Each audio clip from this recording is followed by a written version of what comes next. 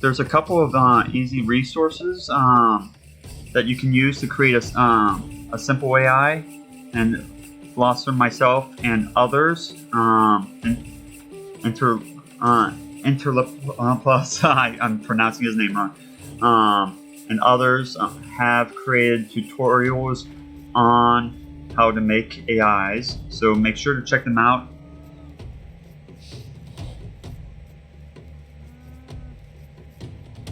And make sure, the most important thing, TW, is to ask questions. So there are plenty of users on the Discord that are willing to help out. So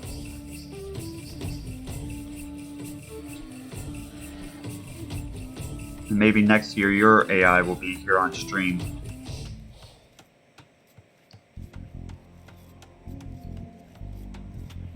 Did I make sure on the size? Tiny. Good.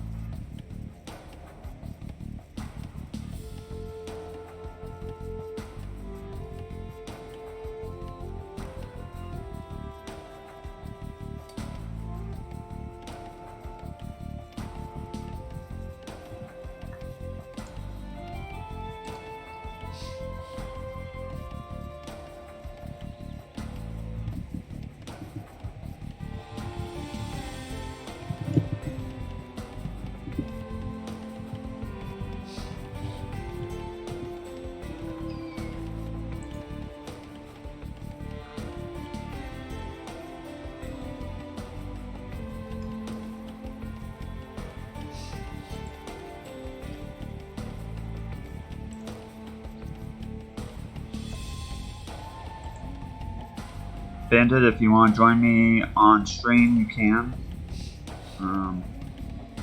Willing to have you on if you want to talk about the AI.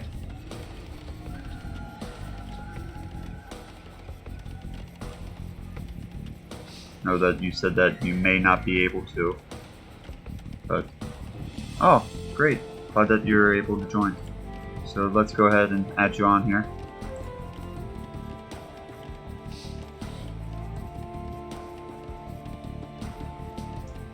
Hey Bandit, how are you doing?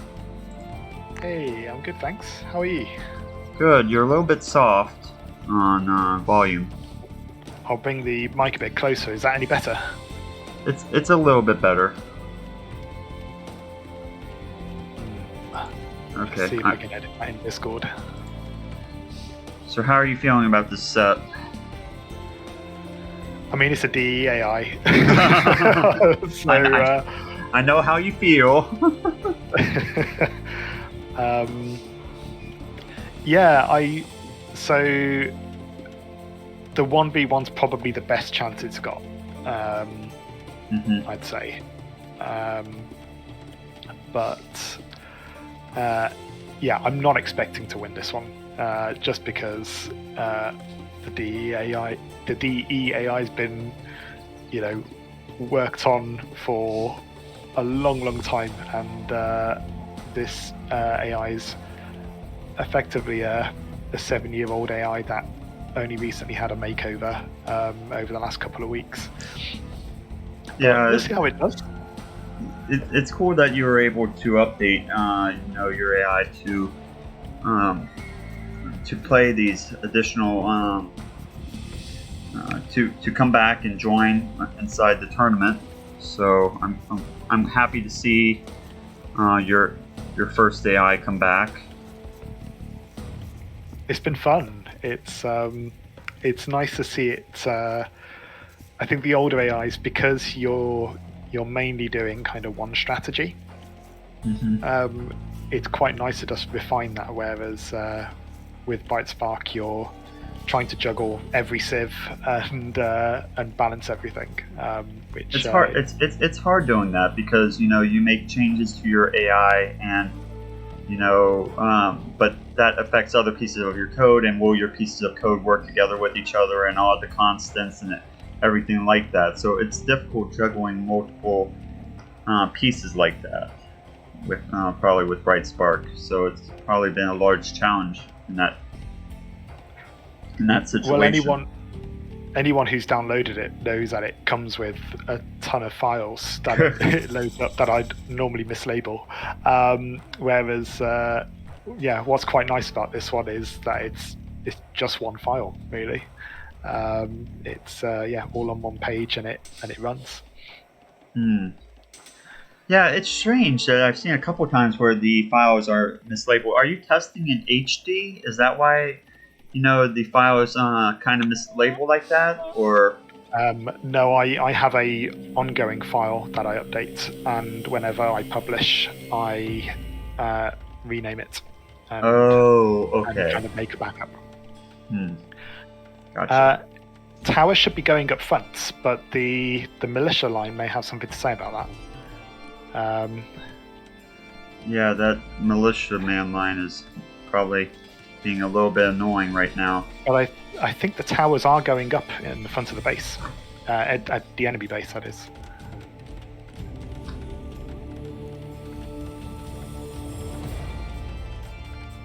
Three villagers on one tower. Yeah, it would have been 4, but one of them's dead.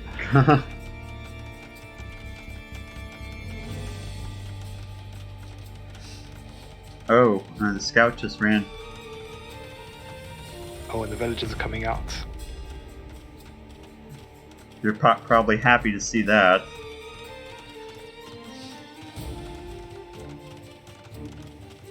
That is particularly nice. Oh, look at how far that gathering is. Yeah, they're hunting the deer. Oh. I didn't realize they built this forward mill over here.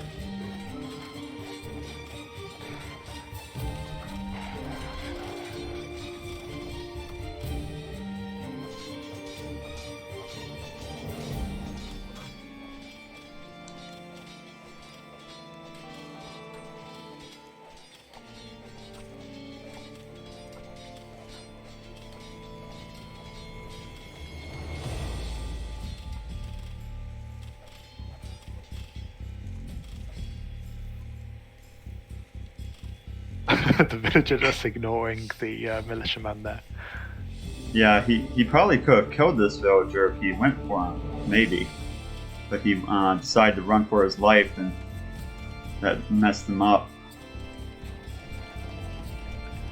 So do the farms start getting built after the berries are depleted? Is that the strategy? Yeah.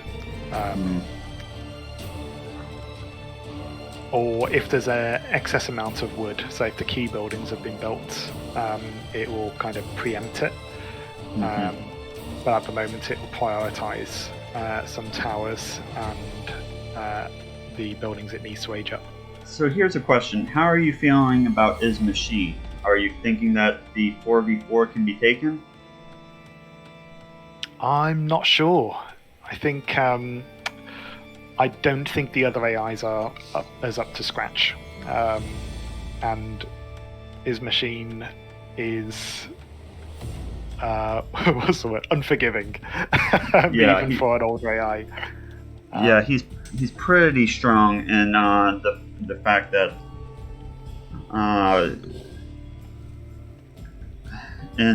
I think that the more that he has on his side, and the more that he kind of has the potential to boom up.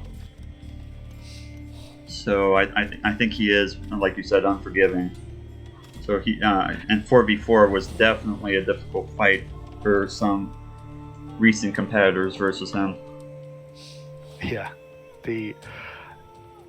it's going to be interesting to see the matchup. But I think in testing, even the 1v1s, which I'd say are probably this team's strongest, it wasn't. There haven't been easy wins. They've been quite big matches, but hopefully that'll be good to watch.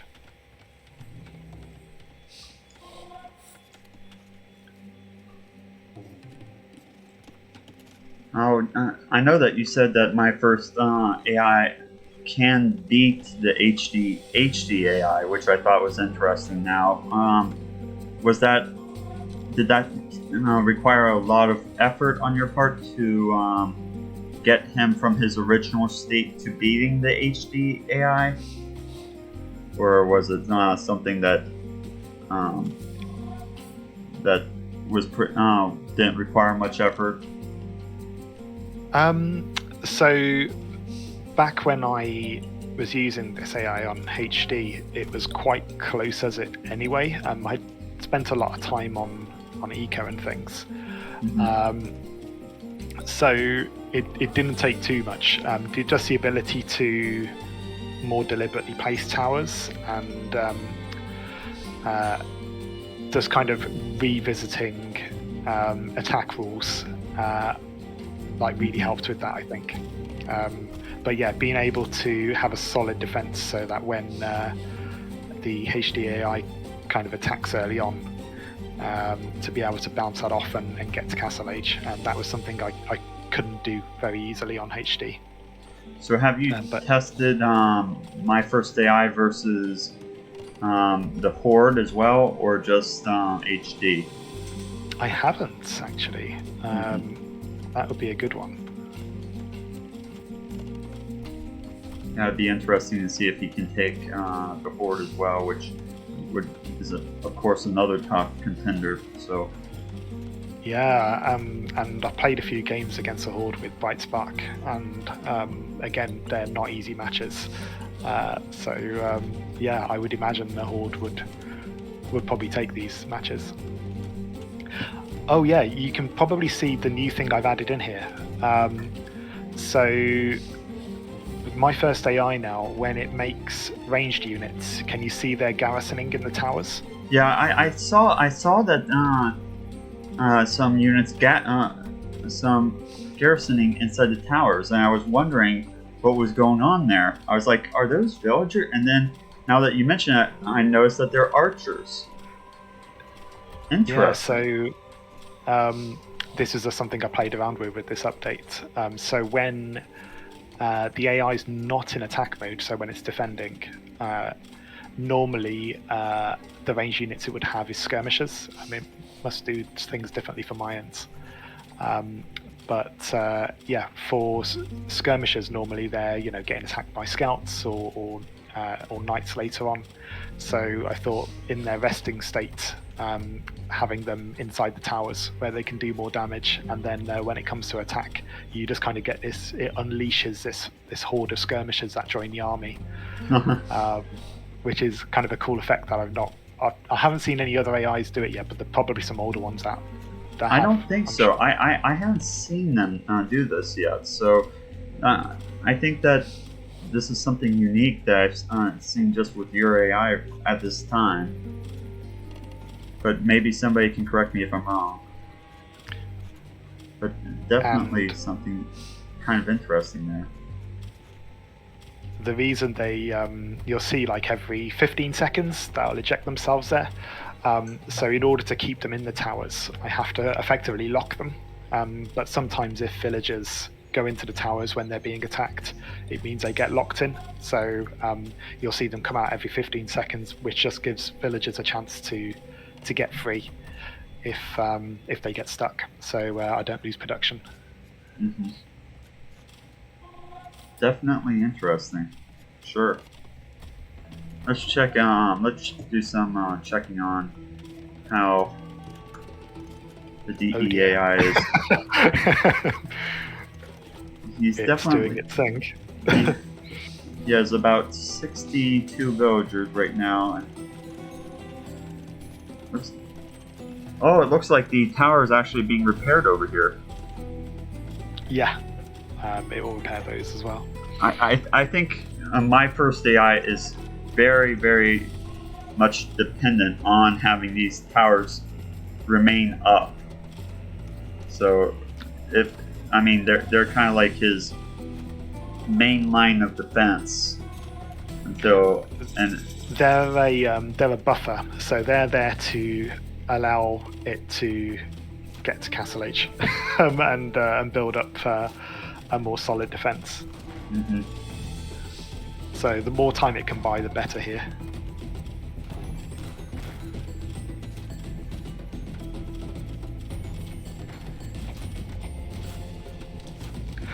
One thing I've tried working on, and it's not worked yet, and I don't know if anyone in the community knows how to do this. I did try to try a little bit of DUC on the towers themselves to prioritize targeting repairing villagers rather than siege, but it doesn't seem to target them, and I don't know if there's like any restrictions to using DUC on things like towers or castles, but that would be something I'd love to do, because that mangonel there would have gone down if we could get rid of the villager that was repairing it. It looks like his town is doing pretty well, getting that third TC up though over here, and going for elite. Well, not elite, just equal warrior here. So yeah, unfortunately, I think as is mentioned in the chat, the AI is doing its thing. Those towers ideally would have been disrupting a bit of eco, but they were just a little too far back. So I think there's going to be a lot of pain coming this way soon. Yeah, it looks like you're going to have an army coming your way. Army on the incoming.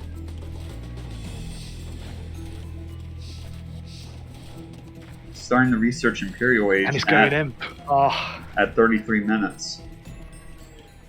That's good. Pretty fast imp time. And he's snapping the relics. He's not holding himself back from coming after my first AI. He wants revenge for those towers. My first AI is going to try and go save up for imp at probably the worst time. So, attack upgrades. When does my first AI generally go for the bonuses for attack? So it has effectively like a built-in switch, which will get it to stop upgrades if it's past a certain time and it needs to age up. If it's not in that state, then it will try and research those upgrades straight away if it has the resources. So we'll probably find that it will, if it gets to click up to imp, we'll see those upgrades shortly follow. So here's something interesting that I saw within your AI. I see they're garrisoning in towers, but you don't have them garrisoning inside castles, which might be a little bit safer.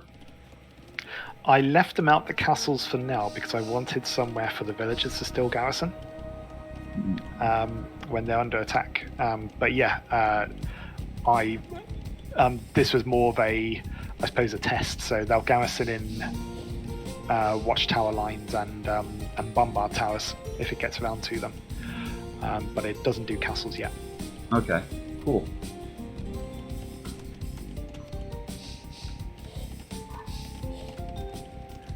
That lumber camp's quite forward.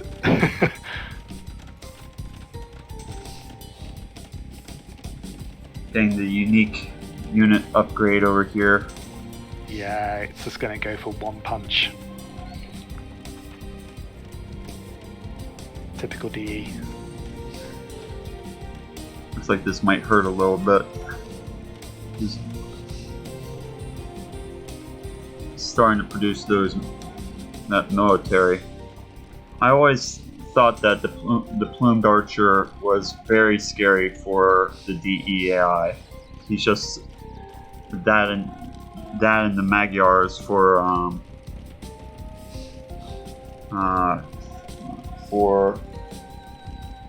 the name just slipped. Magyar unit. The Magyar Hussar? Yes. Yes, I thought that was always a scary unit unique unit, I guess, that the DEAI use. So the I've Magyar not Hussar. I've not played against it as Magyars very much, but plumed archers are pain. Here they come. Yeah, they're going. If anyone, I don't know if anyone remembers in the arena tournament last year, the DEAI versus Naga, and that was a Mayan mirror match, and it was epic. Just two AIs like fully booming and just going into that one big battle. That just kept swinging back and forth. We saw that they were very similar but different at the same time. You could see the changes that Promi was, because the DEAI and Naga were basically separate branches of the same AI that Promi and offwo were taking, and they've developed themselves into basically their own AI at this point that are separate from the original Promi. So that's why Esty and I have included all three inside the tournament, because even though they might have started off more similar, that they are very different at this point too. Yeah. So yeah, it's nice to see. Did blue click up in the end? Let's see. Oh, I don't think he's going to be making it. You can speed up if you want. Okay. Yeah.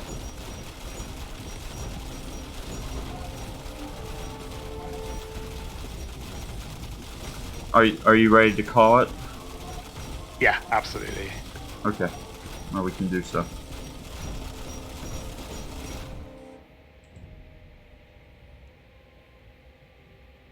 Not the opening I wanted, but I'm not surprised with the AI. Yeah, it's a very difficult opponent. So let's go ahead and try out the 4v4 now. See what happens.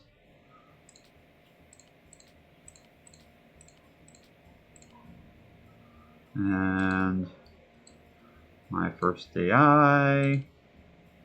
And I have to make sure I get the order right, because it's that way, right? So my Tuck first, next.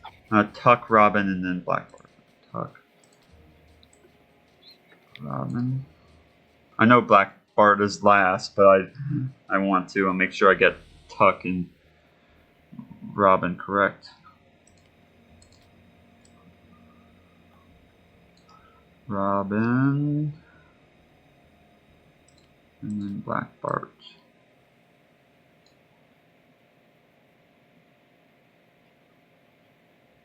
Black Bart 2, I think, is right. So Yep, that's right. Okay. So let's go ahead and let's set up the civs. So since both can play any AOC civ, it's going to be a mirror match between the two. So it's going to be a mirror times 4. So we're going to go ahead and generate the civs. So the first one will be Turks.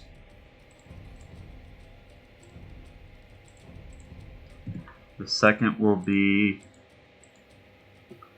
Koreans. Oh, Koreans, where is that? Okay. The third one will be Tunans.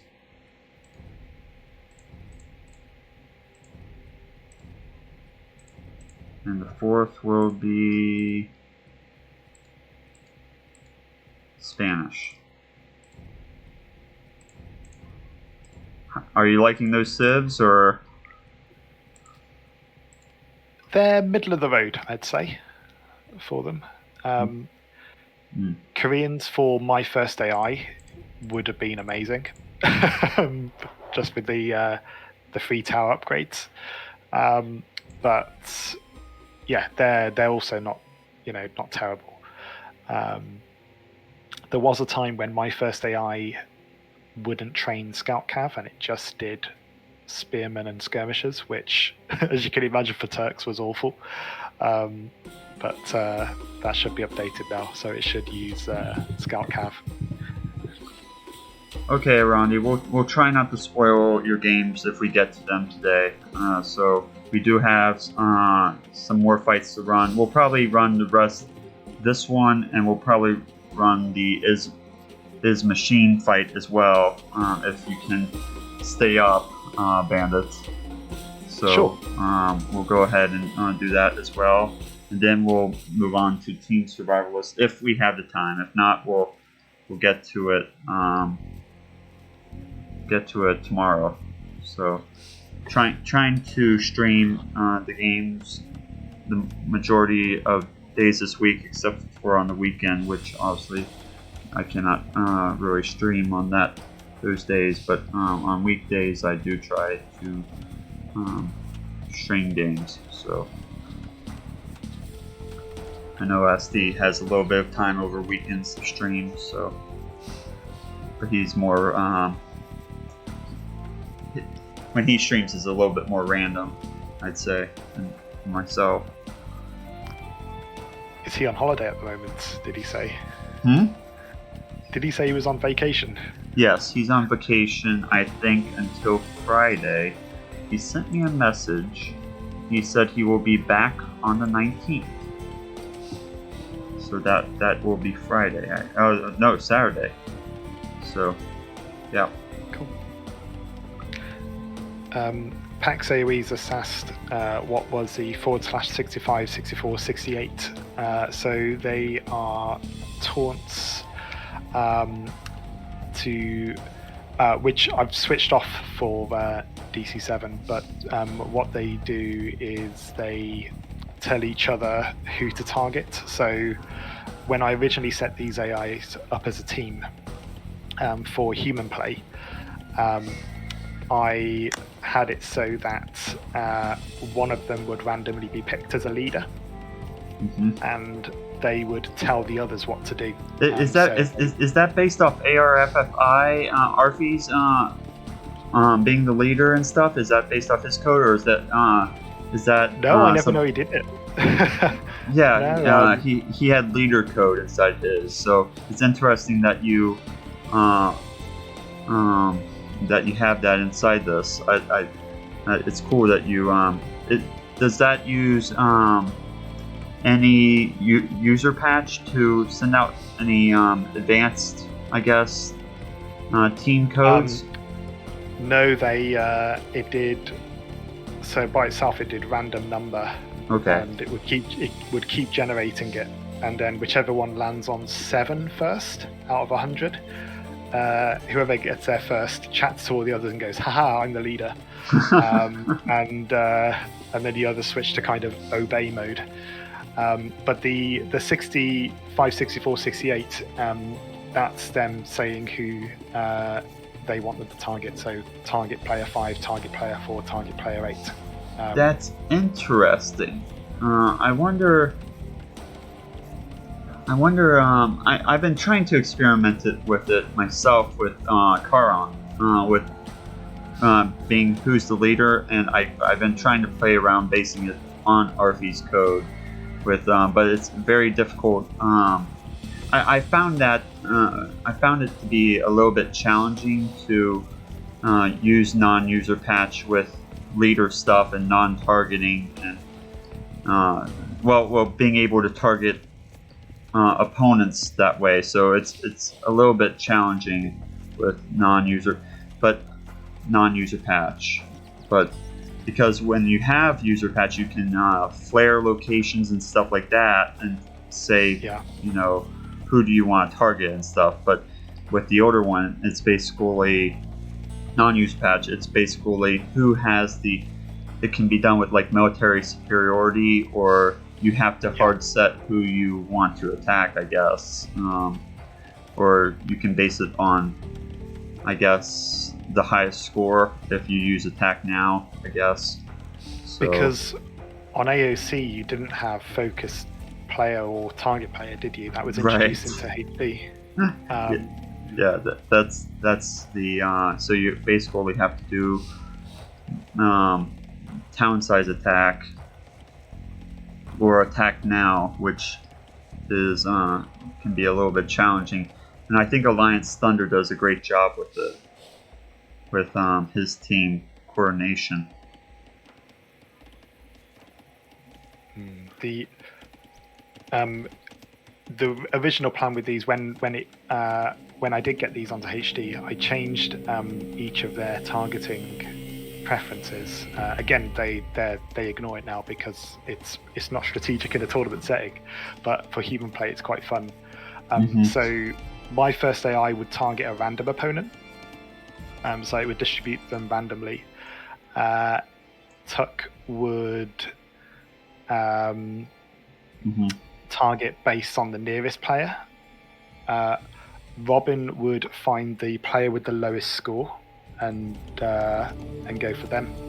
Really, he'd go off the lowest score. That's interesting. Well, did he have user patch on him at that time when he'd target on the lowest score? So a little bit at that point, yeah. So that was HD at that point. So it would have used upget fact and filter through them. Interesting. And yeah, Black Bart did it on, I think, military count. So it would go with the one with the lowest military. But the idea was in a team game, if we were doing like 4v4 with friends. Now, I know that you probably consider my first AI to be the strongest of the group. And maybe Robin is Tuck is probably the second strongest. But between Robin and Black Bart, is Robin the third strongest and then Black Bart is the weakest, you'd say? They're about the same at the moment, I'd say. So Black Bart, I don't know if we'll see it against DE, but both Black Bart and Robin now have some TC avoidance, which helps them a lot. But yeah, traditionally, or beforehand, Robin was the stronger of the two. Yeah. And it just kind of goes in order of how much time I spent on each of them. My first AI was the first, so I spent the longest on it. Have you ever done a 1v1 between Black Bart and Robin, just to see? Yeah, I think I used to do that kind of thing a lot. But Black Bart normally goes for militia line, and Robin goes archers, so it normally doesn't end well for Black Bart. And Robin doesn't have any patrol or anything like that, so it has the original evade difficulty that was around on AOC, so it will try and run away from militia line. Yeah. But I think yellow's getting attacked by cyan at the moment. Yeah, and orange is getting powered by blue. The DUC has started.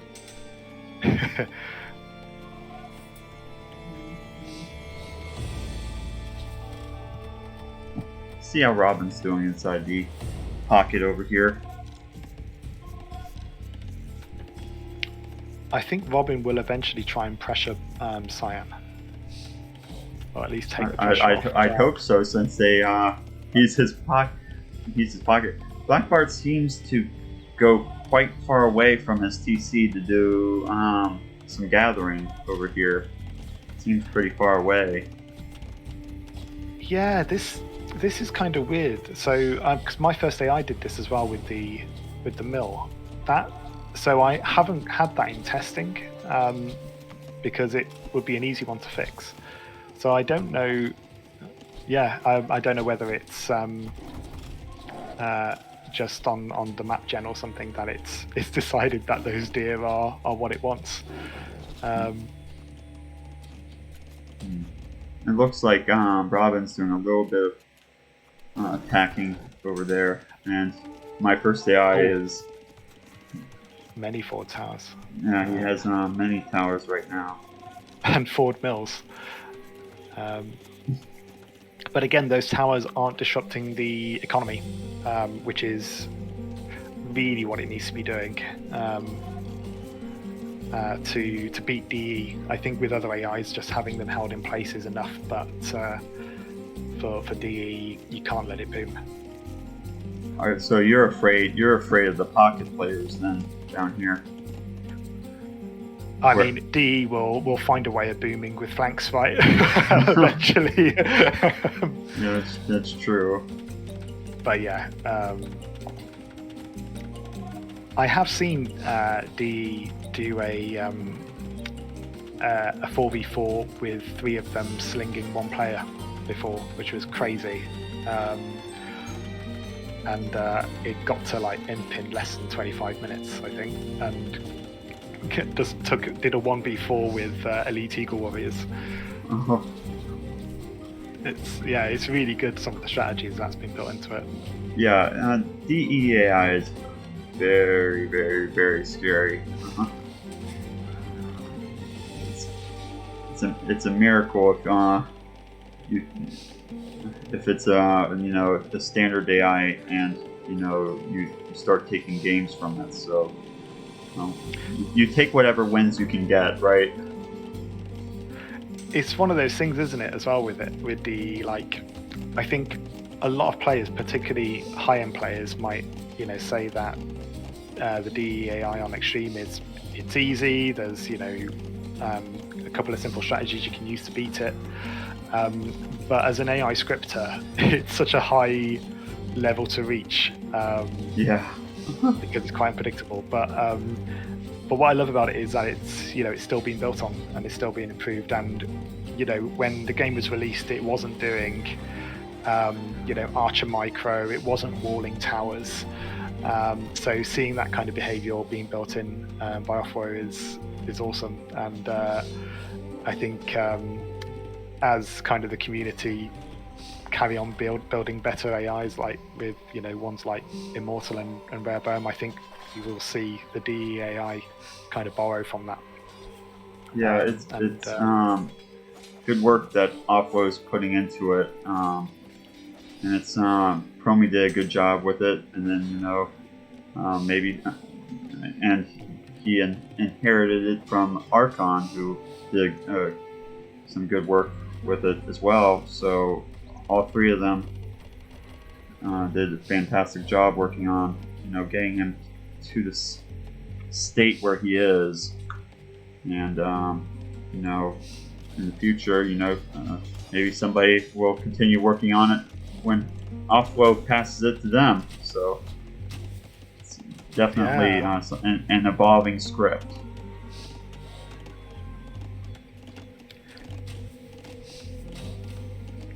I don't know about you, I think for anyone who's kind of starting out with scripting, one of the most frustrating things I think is when, as a player, you know exactly what you want your AI to do,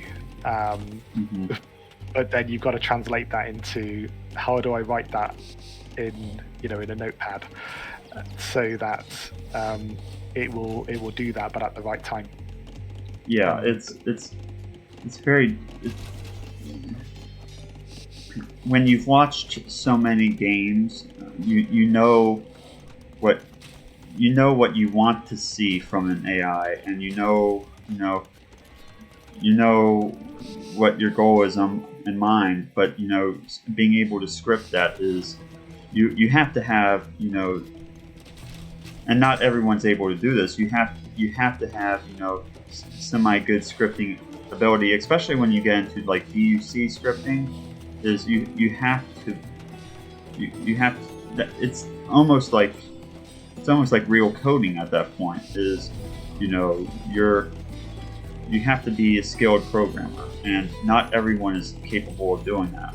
And you have to sometimes you just have to take a step back and ask yourself, am I really able to achieve the results that that I'm aiming for, type of thing.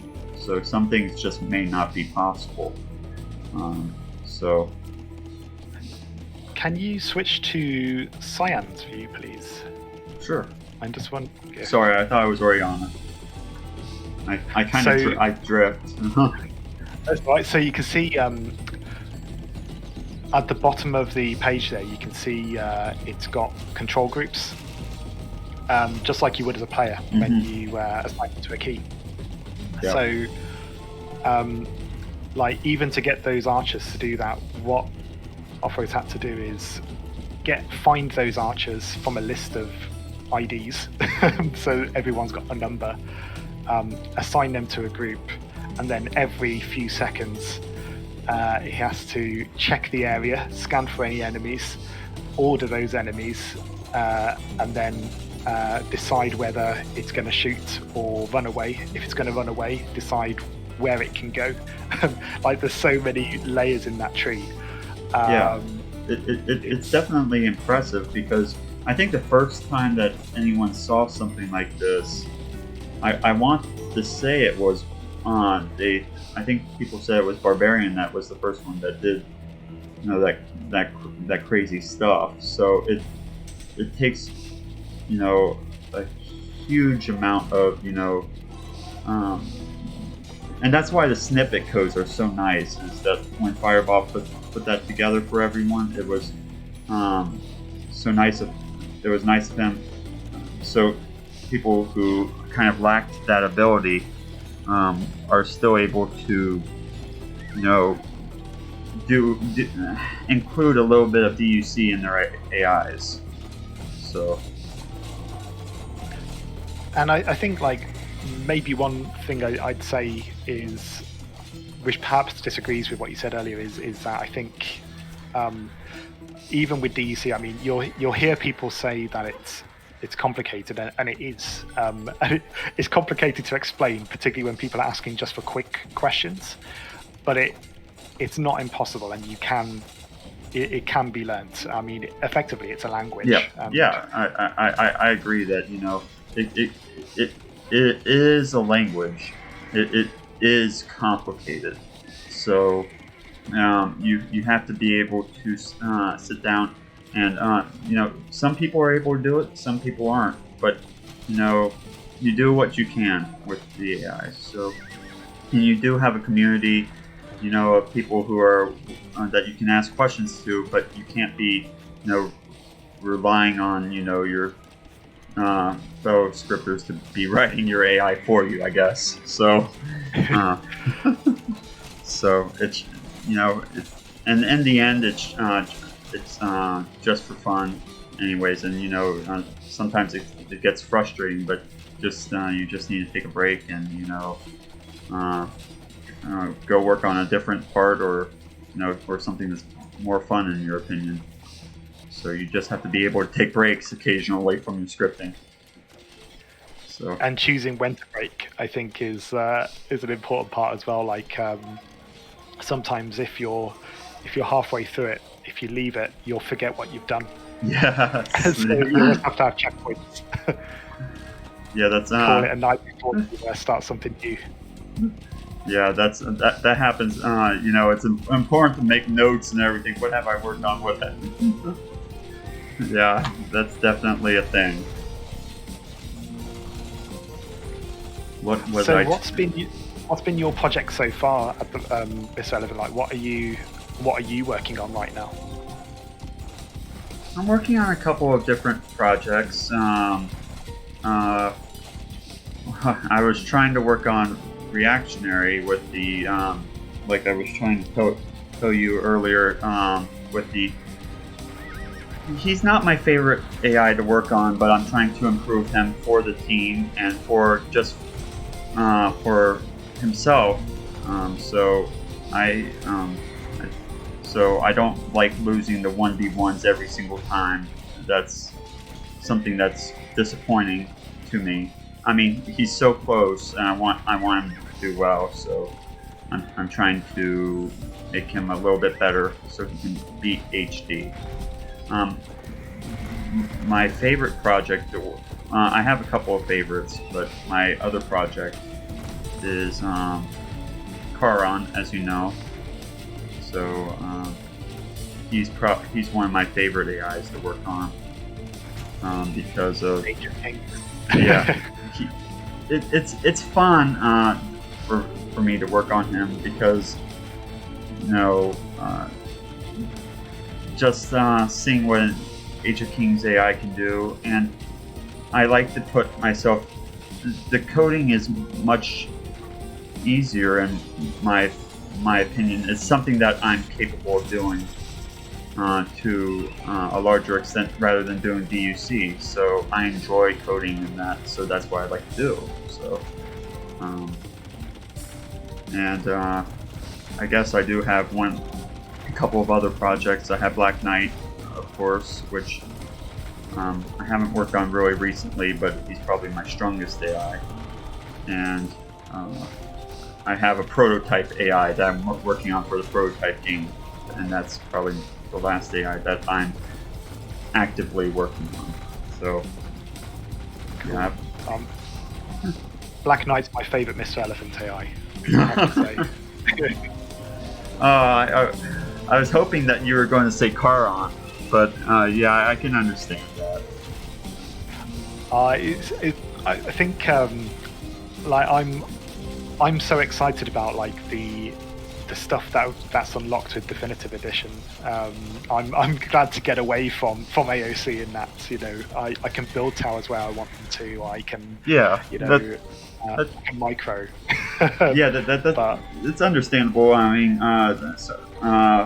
the majority of individuals are that way.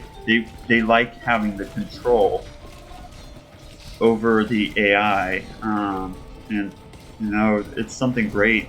You know, that you can do with it is, you know where your tower is going to go down every single time.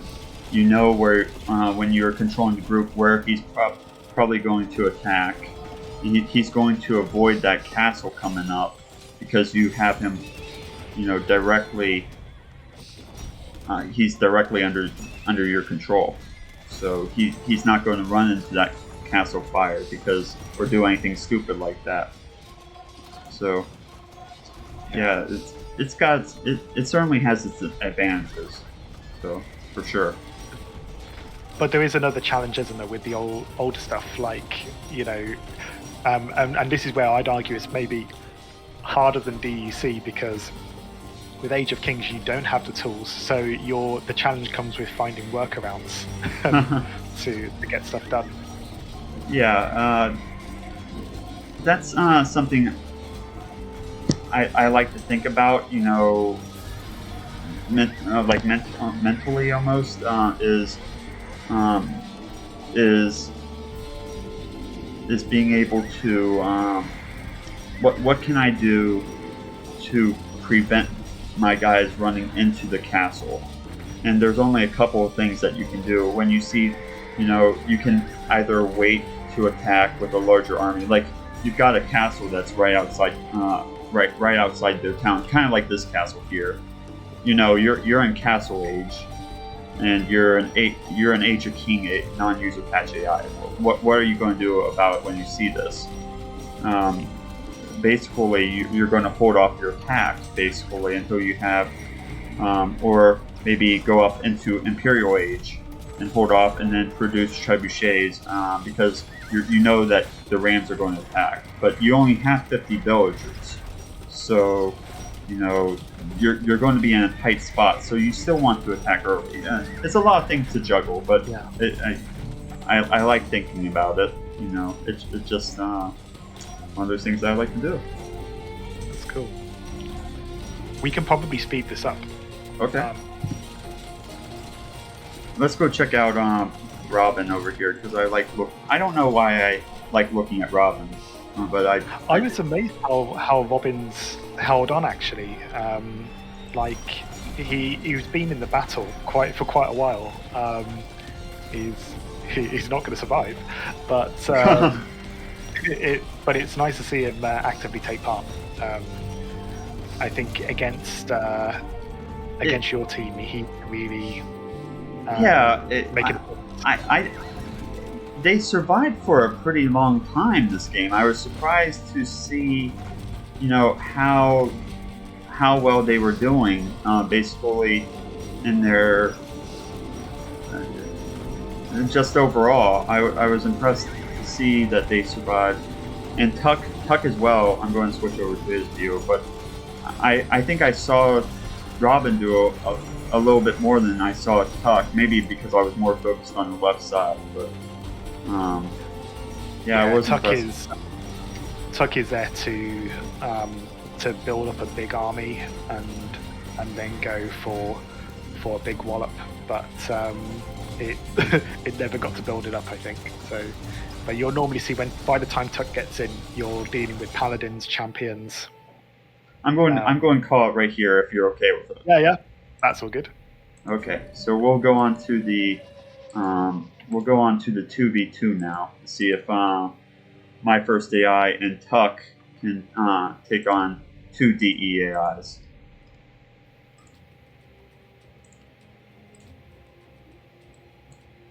You guys did it, so it can be done. Yeah, that was a surprise. That was a great game. Yeah, I was fairly surprised that they were able to take that. Let's go ahead and so Persians and Byzantine are the civs. Okay.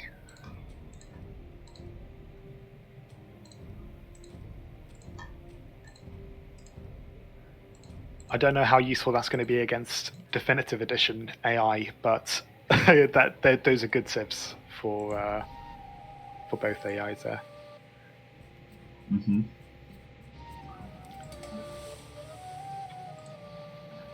Yeah, I think I did something the other day, looking through how the built-in AI has evolved over the stages. So Bright Spark's opponent in the last elimination round, was it Goemel, is it? It plays Koreans, and it's effectively a tower rushing AI. Mm-hmm. So when I was trying to find out what it did, I tested it against, first of all, the CD AI. Which AI did you say that you were challenging? Goemel, was it? Gomule. Gomule. Yeah. Okay. Yeah. That's made by it's made by JD. Yeah. Yeah. So I ran some games against the CD AI, Mm-hmm. and then the HD, and then the Definitive Edition AI, just to see how it evolved. Yeah, it was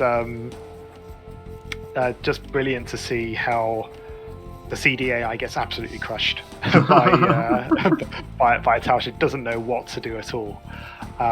But even with the HD one, you can see the HD nearly loses and then pulls it back, and the Definitive Edition AI just bats it off.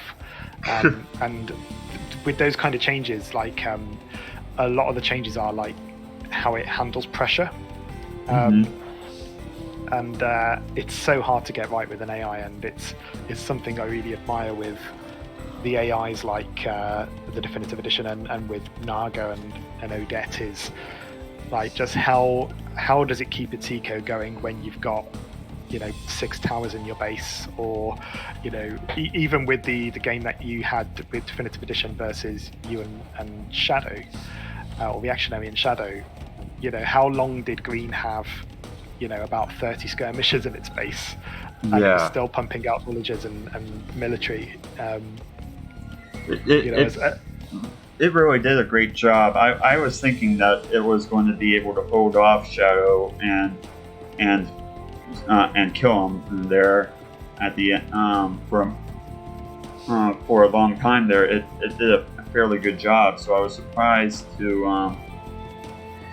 But Shadow did a great job, and eventually, when he got elite skirms, he kind of solidified his position and was able to eventually get in there and take him out.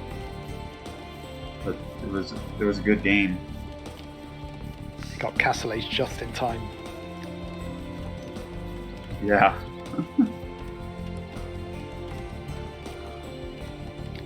So Tuck is not inside his tucked position here. He's going to have to get up into Castle Age a little bit sooner than he probably would like. Yeah, and if it gets a chance, it will behave differently in flank. Or it should be noticeably different. we hope, from what you can see.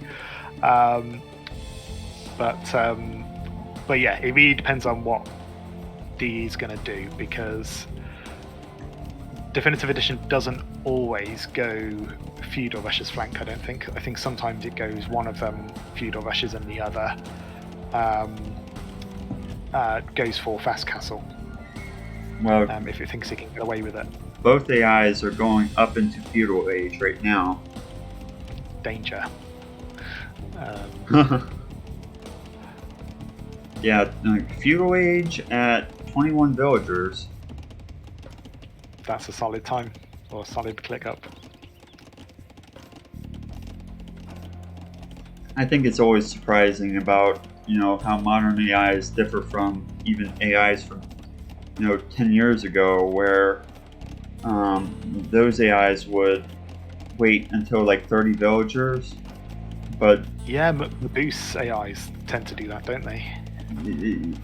Yeah, I mean that's what was the standard, But now everyone is going down to like 21 villagers. So, and it's a much different game, kind of focusing on that basically feudal. The feudal age is kind of like the central theme of the game, almost. Because it's so important.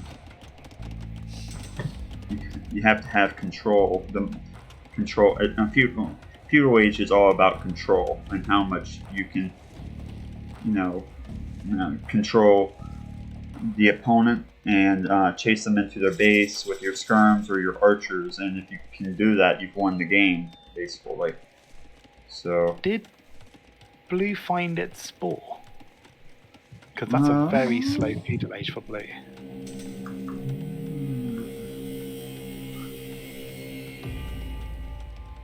I don't. I think it got it because I don't see it on the map. Oh. Oh wait, no? Yeah, I think it got it. Oh, I'm not sure what happened there. Yeah, so normally, if all being well with Blue, it would it'd be going up at 21 vils as well. But sometimes earlier, particularly as Persians, because of the food bonus. So something went wrong there. I don't think it went up at 23 or 24.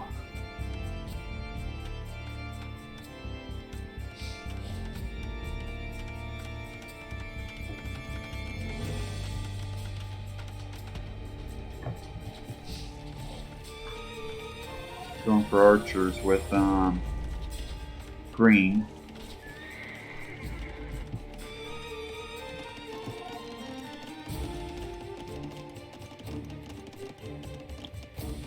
Red will probably build a defensive tower when it gets up to feudal.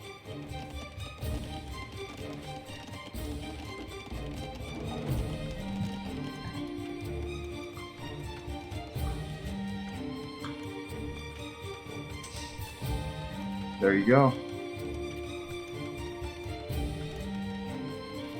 That tower's normally enough to stop the HD AI. I don't know if it'll be enough to stop DE because it'll just micro around it, as I'm sure we're about to see. Go on, Bear, get him. I'm sure that this DUC is partially based off the snippet because I don't think. Wait, who killed the bear right there? Was it the archers did? Okay, so maybe not, because it sure looked like that a lot of the DUC from the DUC from the previous game in the 2v2 seemed like they were dancing around each other, like almost the DEAI almost used the snippets almost, and maybe offwo did research on the snippets on how it worked and everything. But yeah, what he seems to have remembered to have done though is include Gaia as a player in that. So yeah, that would be an improvement right there over the snippets. Is make sure to target Gaia if you see if they are within range. Otherwise, you'll have ninja bears. Ninja bears. That never get shot.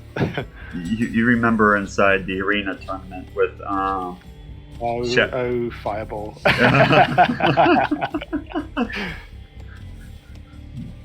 Though I think on that it was like a pack of wolves, wasn't it? Yeah. It was really unlucky. And then he came back and he took out. He still won. He still won. That was incredible. Yeah, I remember joking that Shadow was trying to win arena with feudal pressure, and he won so many matches with it against some great AIs as well. Yeah, it really was surprising. I think a lot of people enjoyed that arena tournament, and hopefully next time when there's another arena tournament, that will have the same type of outcome where we have a lot of participation and a lot of close games. I think Arandi's looking at setting one up. Yeah, I heard that he was thinking about doing that, which I think would be interesting. Well, I think Bed's out. It's lost so many villagers. Look at its score. Yeah, it's suffering at the moment, but it just hit Castle Age right now. It probably needs to have another tower like right here and like right here. Yeah, it would. Oh, it's glitching. There you go. It's and I suppose that's the thing. Like with more towers, you slow down your castle age. So my first AI is doing exactly that. It's built more towers, but it's aging up slower because of that. And you leave yourself open to being, to booming.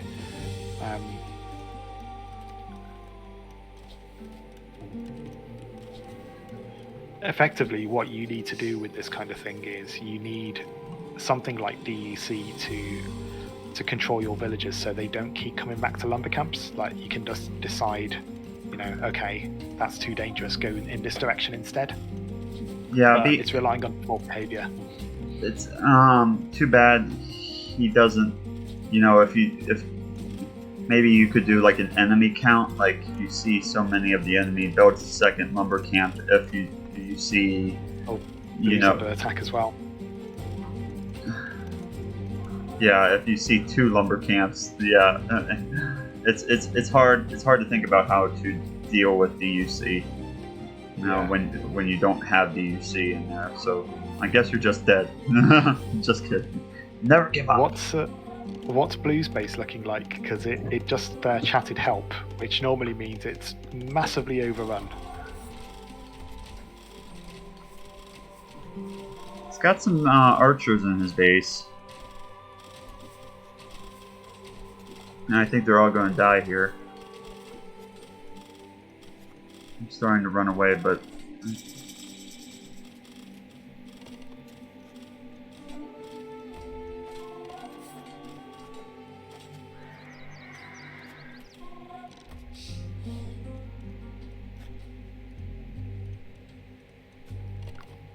And his villager count's not looking terrible. I mean, it probably is compared to DE, but it's not dead. Yeah.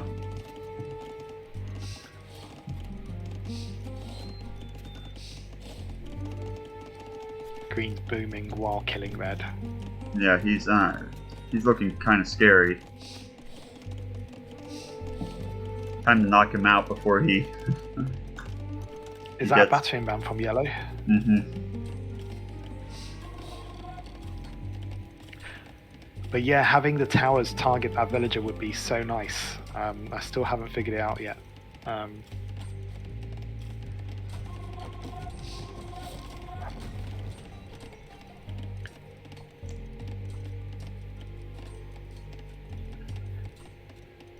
So I guess we have one more set after this game between Bandits and his machine. That'll be an interesting set right there.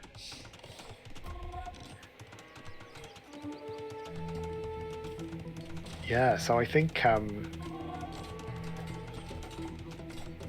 at this stage, I think Bandits is probably out. It even if it wins all 3 games against his standard machine, it then needs his standard machine to beat Definitive Edition 3-0, right? So yeah, that would be. It's unlikely.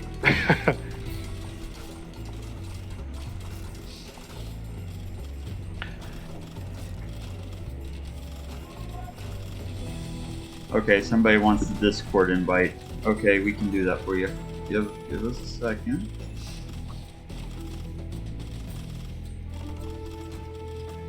Let's put invite people. Copy. Here's the Discord. I can't post for some reason. Okay. I got to.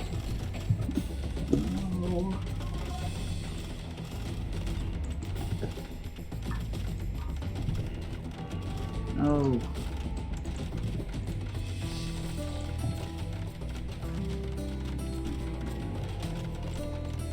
Oh, rats. I have to get the invite in here for you. Give me 1 second. And there's the Discord for you.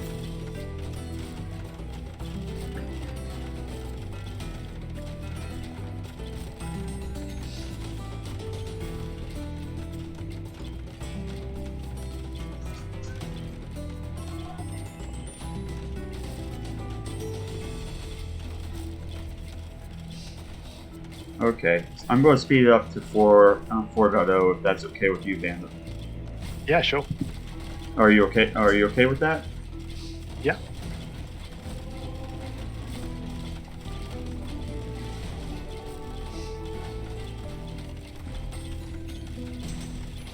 Did Red get its castle up in the end? It's getting up his second castle. Maybe it's not over. Maybe 2.0 is the best speed for it. I think it's interesting how you do, how he does create cards. What's the training rule for that? Train petard. So the reason it does those initially is for defense. So against rams? Yeah. Rams and mangoes. So battering ram spotted target ram. If crate one petard target ram with petard. Well, it will So the plan is to get some DUC involved so that it can pick out targets. But at the moment, it just trains them, and it will either use them in defense, mainly against siege. That's actually really smart. I think that's cool. So are you going to law? He did a video on how effective they were against siege, and I've fallen back in love with petards. I thought they were kind of a bit of a gimmick, but when I was creating reactionary, I was using Spirit of the Law's videos for the counter unit stuff. So I made sure to watch it many times, make sure that I pause and then make sure that I have the correct, units like, counter and everything. I'd love if Spirit of the Law actually made, an AI himself. That would be interesting. I saw that he watched MrElephant's videos to get an idea of how they worked. I think he commented on it, which is cool. yeah, it would have been cool. I think he actually is part of the community, but I never see him speak. I don't think. I think I've seen him as part on AI scripters. At one point, I thought I saw him on there.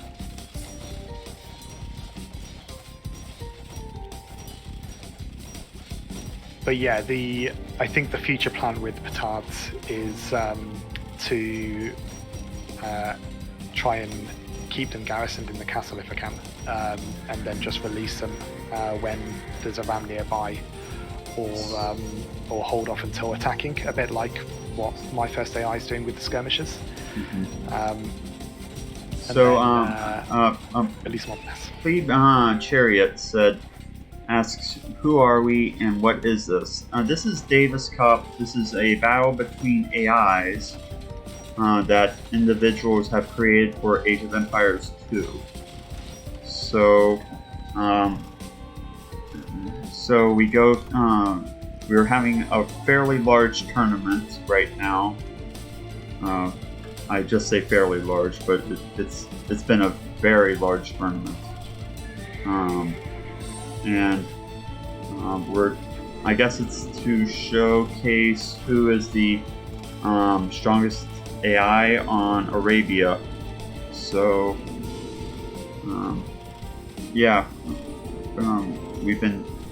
we're streaming this week and probably some games over the weekend as well. So make sure to check out the previous streams to see some of the other AIs that are included. So.